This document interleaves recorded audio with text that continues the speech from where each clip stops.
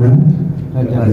Sekarang sudah masuk bulan Sa'ban. Ini hari keberapa misalnya? Kedua. Hari kedua insya Allah 26. Jadi dari kemarin kata Nabi kan Rajab Sahrullah wa Sa'ban Sahri. Sahri itu bulanku, Sa'ban ini Ramadan sahri umat. Setelah Allah Nabi Muhammad terus umat. Jadi itu berangkai antara Allah, Nabi Muhammad dan umat itu berangkai. Kenapa? Karena Allah tidak pengen ninggalin Rasulnya. Rasulullah tidak pengen ninggalin umatnya. Jadi suatu ikatan keterkaitan yang memang nggak bisa dipungkiri dan memang sudah menjadi hal yang mutlak yang memang Rasulullah pengen banget kita selalu bersama beliau. Sallallahu alaihi wasallam. Jadi ketika di saat ini apa sih yang harus kita banyak lakukan? Di antaranya adalah banyak salawat, ya, karena bolehnya Rasulullah. Ya, mohon maaf saya nggak buka kitab karena memang kondisi mata yang memang belum bisa normal. Jadi anak istrinya Rosyid benar dengan baik. Di Rajab itu kan memang boleh Allah maka Allah jadikan Rasulullah itu diangkat untuk melaksanakan Isra. Di Sa'ban itu ada satu hari namanya Nisfu min Sa'ban, pertengahan bulan Sa'ban sebagai penanda pertengahan Sa'ban, penanda sebentar lagi akan masuk Ramadan. Nah, bisa di Nisfu Sa'ban itu ada pemberian Nabi itu kenapa diberikan satu pertengahan di Sa'ban itu sebagai bagian dari kita disuruh untuk banyak memohon meminta kepada Allah.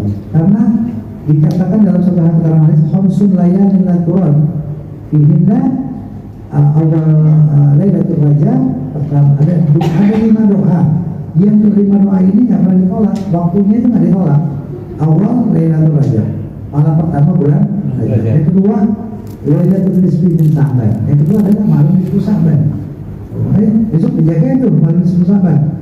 Ya, kita baca Yasin 3 kali dengan berbagai macam doa yang ada di dalamnya. Ya. Boleh baca apa lagi? Apa aja? Baca selawat, baca lampu, baca maulid, baca apa? Pokoknya yang bikin Rasulullah girang, senang. Kemudian Lailatul Jumat, yang ketiga adalah malam Jumat. Nah kalau malam Jumat setiap minggu ketemu kan, itu juga dijagain gitu. Jangan nggak dijagain. Wah biasa malam Jumat sih seperti malam-malam yang lainnya. Jangan, rugi tuh. Karena malam Jumat malam yang doanya nggak ditolak, gitu ya. Jadi setiap malam Jumat jangan ditinggal-ngapain lah. Kalau kita pengen ngopi-ngopi, pengen ngeteh rame-rame bareng-bareng, kalau di dalamnya isi ada kalimat tauhid misalnya. Tahlil dulu kayak atau baca ratib dulu, habis itu ngopi deh. Jadi maksudnya jangan ngomong-ngomong gitu aja. Maksudnya memanfaatkan momen waktu yang Allah kasih gitu maksudnya. Setelah itu mau bicara soal apa, bicara apa silakan. Tetapi maksudnya dalam koridor agama. Karena enak gitu loh. Mau bicara politik, mau bicara apa segala macam, kalau diawali dengan kalimat-kalimat kebaikan, atau mungkin disiplin paling baca Fatihah lah, atau baca apalah, simpel-simpel gitu. Tapi di malam Jumat maksudnya. Di luar Jumat gimana kan? Wah, tak apa-apa, lazim, bagus. Saya pada pertemuan, momen paling nggak baca Fatihah gitu. Sebelum kita ngapain, baca Fatihah dulu. Sebelum kita aman, selamat di dunia Allah. Fatihah, itu aja. Paling nggak, ya.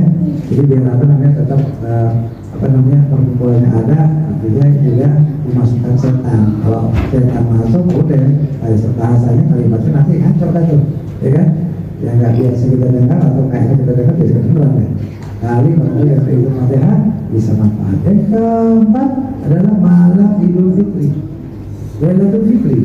Yang kelima adalah Lailatul Adha. Nah, ini malam yang nggak pernah Allah jadikan tidak bakalan nggak dijabah, pasti dijabah. Nah, manfaatnya malam Nisfu Sa'ban adalah malam di mana itu tanda catatan kita dikirim kepada Allah, diampunin selama 1 tahun. Makanya biasanya kalau orang biasa rajin puasa di bulan Sa'ban, lanjutin aja. Tapi kalau orang yang tidak biasa puasa, pertengahan Sa'ban stop, jangan puasa lagi. Karena kita nggak lazim, nggak biasa. Yang biasa lanjutin, walaupun sampai kecuali yang punya utang puasa. Betul. Antum mungkin barangkali aman, tapi istri, anak, perempuan antum atau saudara antum yang perempuan, ada punya ingetin. Kalau sampai sudah menjelang Ramadan masih punya utang, bayar fidyah dulu. Ditambal dulu. pakai fidyah. Berapa banyak punya utang? 10. Udah 10 kali berapa? Kali fidyah itu 3/4 kilo kan? Atau 3/4 liter. Udah berapa? Kalau 1 liter berapa? Nantinya 1 liternya atau itu berapa? Sekarang berapa sih? 11 liter. Saya nggak pernah beli liter. Berapa? 11.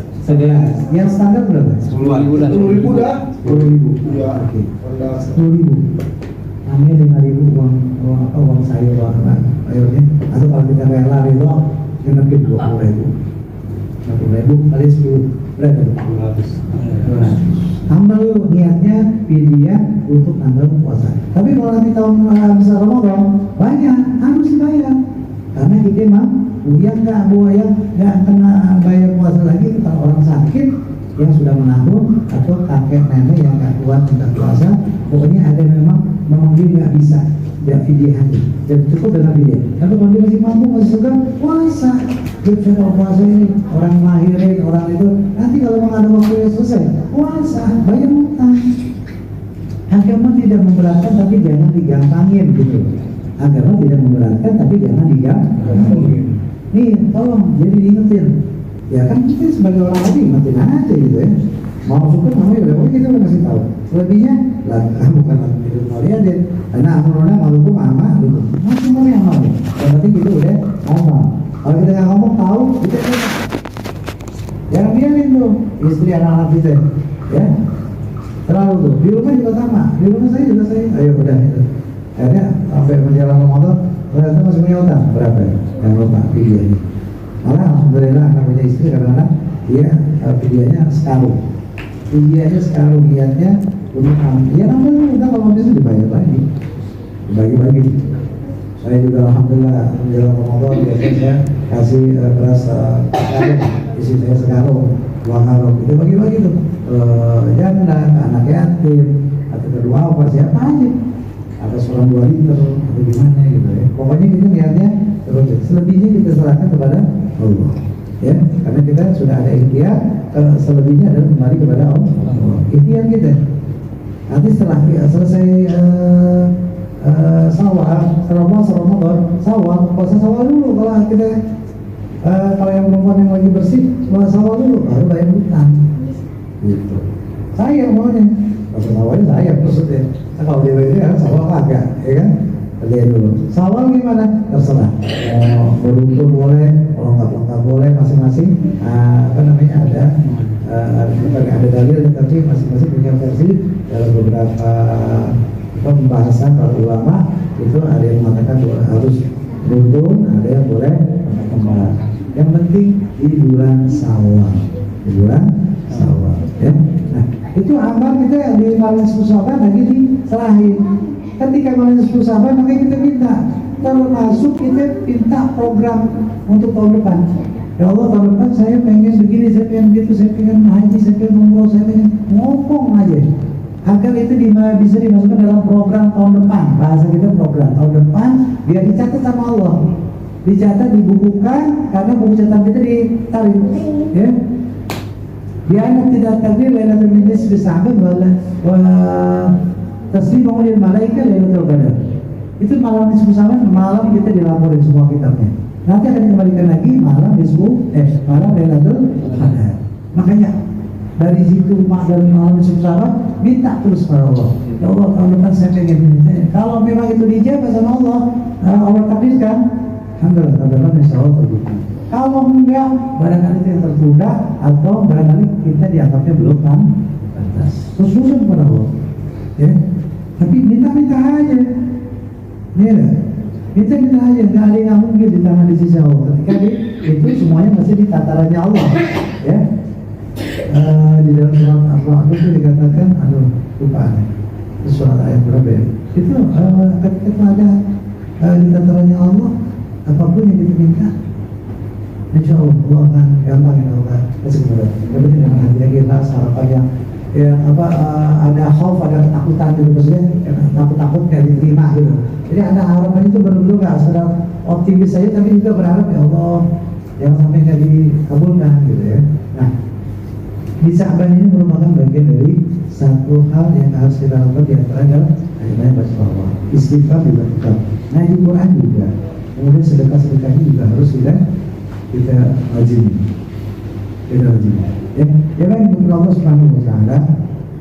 Setelah sampai maka kita akan langsung menuju persiapan Ramadan. Karena di Ramadan harus lebih intens karena bulan yang diberikan hanya untuk umat baginda Rasulullah SAW. Orang-orang yang dalam siksa, insya Allah ditunda malam itu dihapus. Kalau ada pemerintah kita ada gerasi, abolisi, amnesti gitu kan. Jadi ada pengurangan atau dibebaskan. Nah, kita sungguh kepada Allah. Semoga ahli kubur kita barangkali ada urusan dengan Allah, mudah-mudahan dibersihkan, diampuni, dan dijadikan kuburnya tuh raudhah min riyadil jannah. Jangan lupa bulan ini bulan silaturahmi kepada Allah dan juga kepada yang meninggal maupun yang hidup. Datangin tuh orang-orang tua kita, saudara kita. Nggak usah pakai gua lebih tuaan, gua adik, lu datang ke rumah tua. Jangan, nggak pakai. Siapa yang punya waktu untuk nyontoin? Siap. Kita ngambil apa? Ngambil apa? Kesempatan pahala gitu ya. Ngambil kesempatan pahala juga. Mungkin nggak sampai kita kerjain. Kalau mungkin dia nggak sampai, dia sibuk banget kita. Jadi hati kita itu betul-betul qalbun salim. Jadi hati aja lah. Kalau semenang-menang kan gua ini nggak ada. Di dalam prinsip tabib nggak ada. Antum juga punya prinsip begitu. Nggak pakai, kita yang lebih baik datang. Makanya orang yang mengucapkan salam lebih dulu itu lebih mulai dibandingkan orang yang menjawab salam. Assalamualaikum. Kalau ada orang assalamualaikum kan, aduh keduluan deh. Kayaknya kita duluan. Kenapa? Karena kemuliaannya, karena memberi salam itu merupakan doa untuk orang lain. Menjawab salam wajib atau sunnah? Wajib, tapi dia bisa begitu karena ada salam. Jadi saya beri salam, assalamualaikum. Lebih lengkap, assalamualaikum warahmatullahi wabarakatuh. Masya Allah, indah sebenarnya. Agama Islam itu indah. Baik, barangkali itu yang bisa Anda sampaikan persiapan untuk menuju di Sa'ban ini Ramadan. Ini pusaka yang mereka. Kemudian kegiatan anak, insya Allah tanggal 22 Maret. Kemungkinan kayaknya awal terawih. Awal terawih ya, anak bikin terawih di sini ya. Anak terawih awal di sini. Tanggal 22 Maret, terawih di sini. Kalau waktu belum awal terawih, anak kita ngaji biasa aja sama ya. Jadi nggak ada ribut. Nanti ketemu lagi bulan Maret, April juga kayaknya masih puasa juga. Tapi kalau memang berkenan, tapi sudah menjelang Lebaran. Karena sekitar tanggal 22 atau 23 gitu. Nanti tanggal 19 tuh masih ini. Kalau memang itu berkenan, atau mungkin kita mundur di seminggu sebelumnya. Nah, barangkali itu terserah kan enak ya. Yang penting mulai besok kita masih ketemu, nanti baru kita rancang. Atau kalau memang nanti ada usulan, tolong sampaikan ke anak. Dia misalnya istrinya tanggal sekian aja gitu. Sampai sebelum jadwal yang lain pada datang ke anak. Jadi artinya lebih jauh hari lebih bagus karena anak bisa menentukan posisi ya. Yang pasti bulan besok kalau memang di awal Ramadan anak langsung raweh. Kalau langsung isi kegiatan tersebut, nanti di bulan berikutnya di tanggal 19 kalau nggak salah di bulan April ya, insya Allah. Itu saja. Anda tidak bisa memimpin kegiatan sisa berjamaah karena harus isi tempat yang lain ya. Karena kemarin anak ke Akso kemarin, jadi akhirnya anak putar di tanggal ini, jadi barengan ya. Namun tidak mengurangi bersama kita. Jadi insya Allah berarti di bulan Maret entah di awal Ramadan atau kalau belum awal Ramadan ya kita ngaji biasa lagi ya. Insya Allah. Itu saja. Rasulullah SAW berdoa Tuhan wajib min qabli la ilaha illallah.